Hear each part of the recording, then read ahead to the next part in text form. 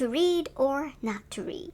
I think that's a bigger question. Hello everyone, this is Angel. Welcome back to my channel. Today I'll be recommending one of my favorite novels of all time. In the end, I will show you how much I adore it to prove my love for it. As usual, I will give you 3 clues. Through each clue, you will get to know the book a little more. In the end, you can decide if you want to continue reading the book or not. So, shall we start? I'm going to read the hook, which is the opening of the story. Try to guess the genre of the book as I read, okay? On a drowsy Sunday afternoon, a man in a long dark coat hesitated in front of a house on a tree-lined street. He hadn't parked a car, nor had he come by taxi. No neighbor had seen him strolling along the sidewalk. He simply appeared, as if stepping between one shadow and the next. What are the genres of the book? You can shout out your answers or place your fingers on top of the screen because this book belongs to more than one genre. Are they your final answers? Let's see if you guess them right. This book belongs to dark fantasy, sword and sorcery fantasy, fantasy action, and adventure. So basically, this is a book that is as fantasy as you can get. Also, do you want to guess who this man is in the story? And how did he simply appeared on the street? Alright, let's move on to our second clue. We are now going to read part of the first chapter, since the first chapter contains far too many pages. You can try to guess what the age rating of the book is. The man walked to the door and lifted his fist to knock.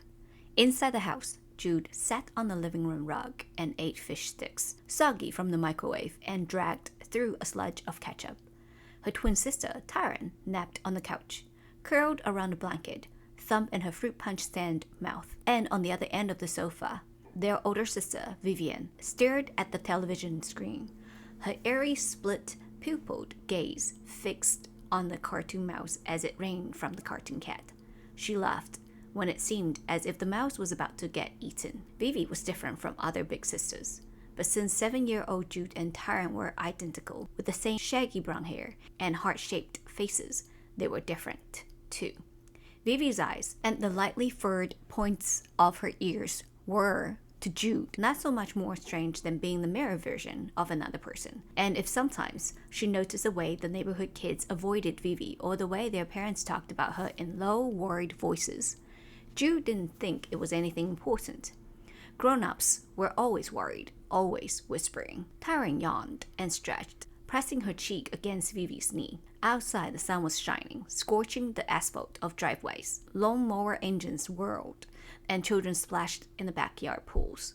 Dad was in the outbuilding where he had a forge. Mom was in the kitchen cooking hamburgers. Everything was boring. Everything was fine. When the knock came, Jude hopped up to answer it. She hoped it might be one of the girls from across the street wanting to play video games or inviting her for an after-dinner swim. The tall man stood on their mat, glaring down at her. He wore a brown leather duster despite the heat. His shoes were shod with silver, and they rang hollowly as he stepped over the threshold. Jude looked up into his shadowed face and shivered. "Mom!" she yelled.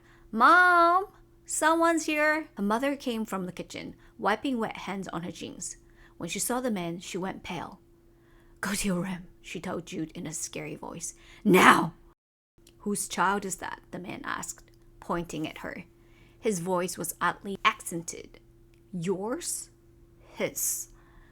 "No one's." Mom didn't even look in Jude's direction. "She's no one's child." That wasn't right. Jude and Tyron looked just like their dad. Everyone said so. She took a few steps towards the stairs but didn't want to be alone in her room. Vivi, Jude thought. Vivi will know who the tall man is.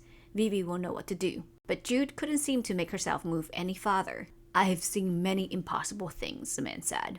"I have seen the corn before the oak. I have seen the spark before the flame. But never have I seen such as this. A dead woman living. A child born from nothing." Mom seemed at a loss of words.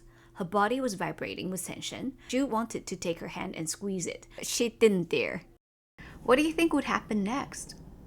Are you interested to find out? By the way, have you tried to guess the age rating of the book? This book is written for teen and young adults aged 14 or more. and is written at a Lexile level of HL 790. HL means this reading has a Lexile text measure much lower than the average reading ability of the intended age range of its readers. In another word, the words used in the novel would not be too difficult for teens and young adults aged 14 or more. And as we read through the first chapter, have you noticed any information that requires you to continue reading in order to find out why?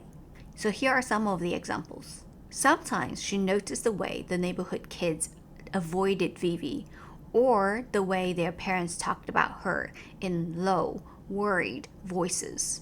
Vivi was Jude and Tyron's sister, older sister.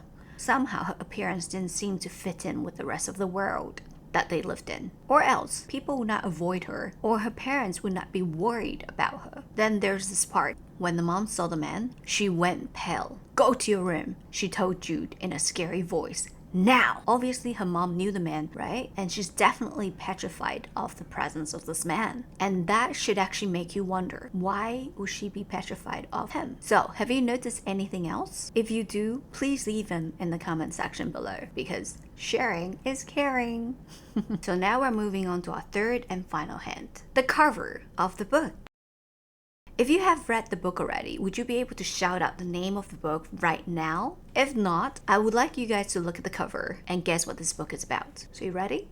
3, 2, 1. The book that I'm recommending today is The Cruel Prince. Has anyone read it and liked it? Raise your hand or leave a comment below and tell me how much you liked it. It would be great to find my kindred spirits. Honestly, I think we should go out for an afternoon tea and talk about the book all day long. I can do that. And for those of you who haven't read the book, allow me to tell you a little bit about this wonderful book. Jude was 7 years old when a strange man showed up uninvited at her house. He claimed to be Vivian's biological father. Vivian, or Vivi, was Jude's older sister, and he believed that Jude's parents betrayed him, so he killed both of them and took Vivi back to live in the High Court of Fairy. That's where he came from. Somehow he took Jude and her twin sister Tyron with him out of an obligation of honor. This is the part I don't understand. He could have just spared Jude's parents' life and just taken Vivi back to his world so the twins would not be orphaned. But no, he just wanted to make things more complicated. The High Court of Fairy was a place where the mortals, or the human, were the lowest living beings. Most of them would work as servants or entertainers for the Fae. As the High King's general and Vivian's biological father, Madoc took great care of all three of them, despite their differences. They were even sent to the school where the prince and princess of the High King studied. However, the Fae despised humans. Hence, Jude and her twin sister were picked on most of the time at school, especially by Prince Carden, the youngest and the weakest son of the High King. After living in the High Court for 10 years, Jude wished for one thing and one thing only, which was to belong there. And to gain her place at the court, she would have to risk her life and form dangerous alliance to survive. And the path to her dream was filled with enemies and challenges. Will she be able to conquer all? Here is a glimpse of the book, which showed you how cruel and heartless Prince Carden was. Carden had stopped beside a boy with long copper hair and a pair of small moth wings. A boy who isn't bowing. The boy laughs and Carden lunges. Between one eye blink and the next, the prince's bold fist strikes the boy hard across the jaw, sending him sprawling. As the boy falls, Carden grabs one of his wings. It tears like paper. The boy's scream is thin and reedy. He curls up into himself on the ground, agony plain on his face. I wonder if fairy wings grow back. I know that butterflies that lose a wing never fly again. The courtiers around us gap and titter, but only for a moment. Then they go back to their dancing and their songs, and the revel spirals on. This is how they are. Someone gets in Carden's way, and they are instantly and brutally punished. Driven from taking lessons at the palace, sometimes out of the court entirely, hurt, broken. Isn't that scary? By the way, I do not agree with bullying or abuses of any kinds. I don't. I think it's not okay to inflict pains on others just for your own entertainment. I honestly hate it. So I disliked Prince Card in the first place, despite the fact that he's our main character. However, as you continue reading, you'll get to understand what kind of upbringing he had that turned him into this monster today.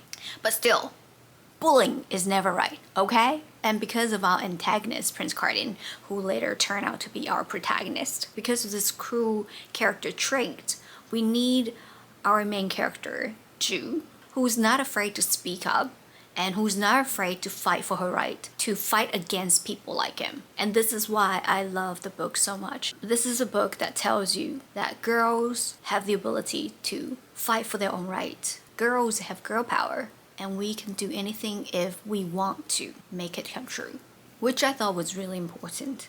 And so I recommended this book to all of my students after I finished reading it last year or the year before that. I forgot when. It was so great to, have someone to talk to about the plot. Let me show you how much I love the story. By the way, The Cruel Prince is a trilogy. And so after reading the first few pages of the book, I decided to get the actual physical copy of the books. And I went to Amazon and placed my order. But somehow when I went to checkout, the webpage immediately said, now you can actually find your ebooks on your Kindle. And I was like, huh, Kindle? Did I not place an order for actual physical books? So I checked my Kindle and found out that I actually got the ebook version of The Cruel Prince, and it's not just the first book, all 3 of them. I was really upset because I really want to keep the physical copy of the book on my shelf. I really want to put them on display. Anyway, I still tried to finish all 3 of them, and once I was done reading them, I love them so much. So I went back to Amazon again, and this time I got my own hard copy. Okay, really hard copy. Right here. The physical copy of my trilogy, The Cruel Prince by Holly Black. Did you see? I haven't even unwrapped it because I just want to keep them on my shelf as a lovely display. If I want to read them, I'll just go back to my Kindle and read them.